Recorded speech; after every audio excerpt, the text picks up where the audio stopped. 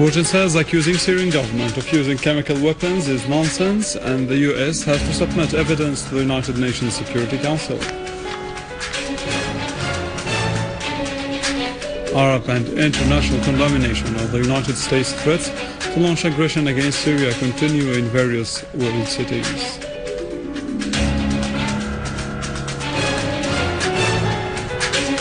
And Syrian Arab army units continue to clear various areas of terrorist groups.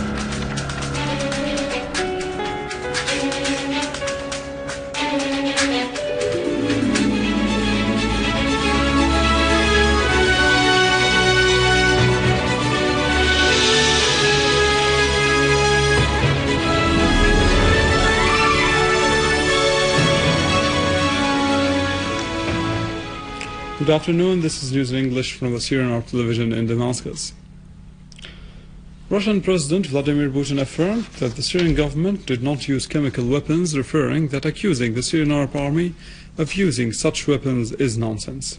In a statement, Putin said that holding the Syrian government responsible for using chemical weapons constitutes a provocative act, considering that calls to strike Syria are motivated by recent advances achieved by the Syrian Arab army. Putin called on the United States Barack Obama not to forget that he was a winner of the Nobel Prize for Peace, stressing that the US has to submit evidence on the use of chemical weapons to the United Nations Security Council.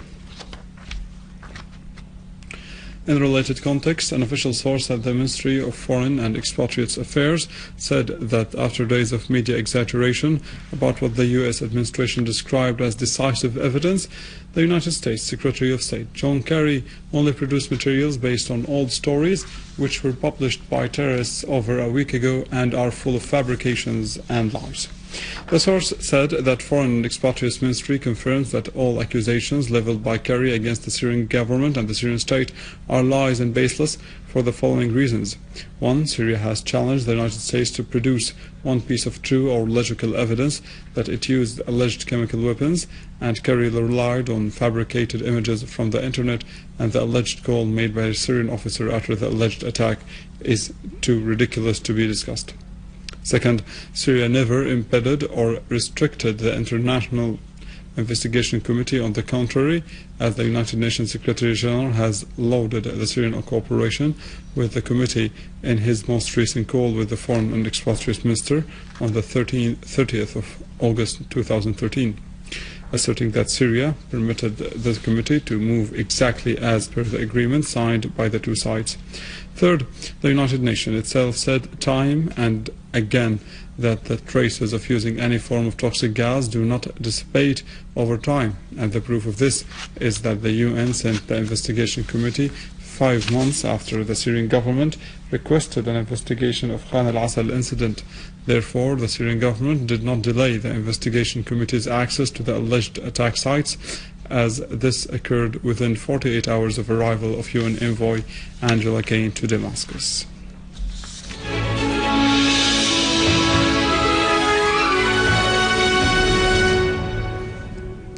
Russia affirmed that the United States' threats to use force against Syria are unacceptable, referring that any military operation would undermine the prospects of political solution of the crisis.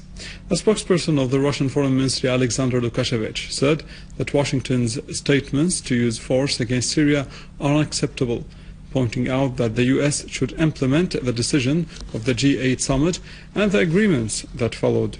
He added that even the United States allies are calling on it to wait until the end of the United Nations mission, stressing that any military action would be a blatant violation of international law and would undermine the role of the United Nations Security Council.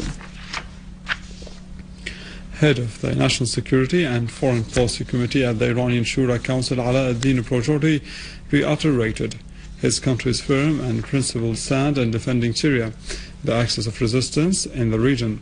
In a pre-departure statement he made in Tehran before heading to Syria and Lebanon, Projordi stressed that the United States and its tools in the region failed in their war against Syria, stressing that any US military action against Syria would inflame the whole region. He added that the media fanfare about the possibility of launching an aggression against Syria is a psychological war that indicates the weakness of the United States, stressing the country's unwavering stand in support of Syria in confrontation of any aggression. The permanent Iranian representative at the United Nations, Mohammad Khuzai, stressed that his country severely rejects any Western aggression against Syria, demanding the UN member states to give the United Nations inspectors enough time to complete their investigations.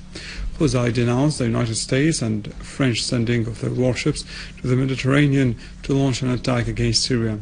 He added that Iran rejects any military operation against Syria because it undermines the possibility of reaching a political settlement for the crisis in Syria. Former U.S. President Jimmy Carter warned the United States of any unilateral action against Syria, considering it as a mistake that would lead to catastrophic consequences. The Carter Center, the institute headed by President Carter, said in a statement that a punitive military response without a United Nations Security Council mandate or broad support from NATO would be illegal under international law and unlikely to alter the course of the war. The statement also described the use of chemical weapons in Syria as a grave breach of international law. People have taken to the streets in various world capitals expressing rejection of any military strike against Syria and calling upon the United States to abide by the international law and the United Nations Charter. More about that in the following. Condemnations have continued by world's capital of the American and Western threats of a possible strike against Syria.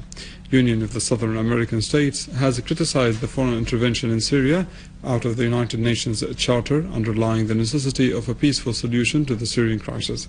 Nicaragua, the biggest country in Central Africa, criticized the threats made by the United States of launching a strike against Syria. For his part, the Czech Prime Minister asserted that attacking Syria has no legal basis whatsoever, reaffirming his country's stance that calls for reaching a peaceful solution for the crisis in Syria and not to resort to force. In a statement released, communist and labor parties called peoples of the world and the labor class to combat and denounce the new imperial war against Syria.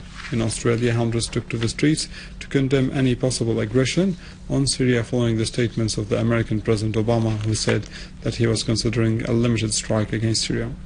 The demonstrators who gathered downtown the capital Sydney raised banners that said "Hands of Syria," while others raised photos of the Syrian President Bashar al-Assad and voiced solidarity with the Syrians and support of the Syrian Arab Army against any possible attack, asserting that they will be the voice of the Syrian people to tell Obama that he has taken a decision on behalf of the Syrian people, the people of the United States, the peoples of the whole world, and that he is violating the international law and the UN's charter.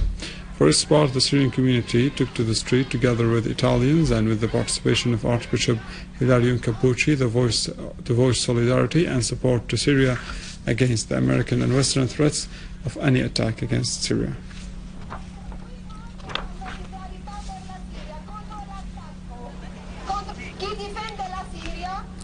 Moving to field developments, the Syrian security forces arrested terrorist groups member, including the most dangerous wanted men who committed acts of terrorism against civilians and scientific cadres in Ruknuddin and Masaken Barzeh in Damascus, as the security forces seized their weapons and explosive belts.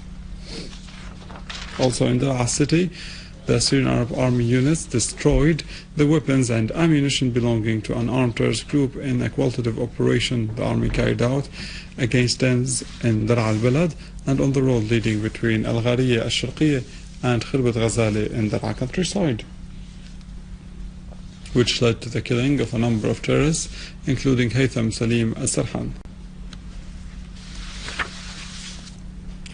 With this, we reach the end of our news for today. For more details, you can visit our website in English, www.syriaonline.sy.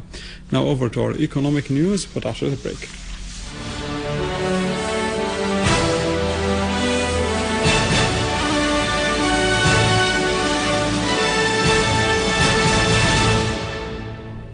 Ladies and gentlemen, good afternoon. The Real Estate Bank set the conditions of selling foreign currencies for non-commercial purposes. The selling process is confined to the Syrian citizens who are over 18 years old, with a monthly rate that reach about $1,000, noting that the selling process will be according to the real estate bank's exchange rate. The Ministry of Agriculture has increased the number of beneficiaries for the drought fund. The manager of the fund said that the new decree has reduced the compensation standards that are concerned with the damaged cultivated areas and the affected production of crops, as the decree allows granting the farmers their compensation. The number of the borrowers in the rural microfinance project in Homs reached about 39 borrowers. This number included 18 rural women. The manager of the livestock development project in Homs said that the loan value ranges between 10,000 and 100,000 Syrian pounds, noting that the number of the beneficiaries of the project was estimated at 45 rural families. Locally in Hama Governorate, about 1,489 free fodder baskets were distributed on the affected breeders due to the current crisis. The Agriculture Directorate in Hama said that in the near future the Directorate will distribute 1,324 new fodder baskets. And now over to the main currencies exchange rates according to the bulletin of the Central Bank of Syria.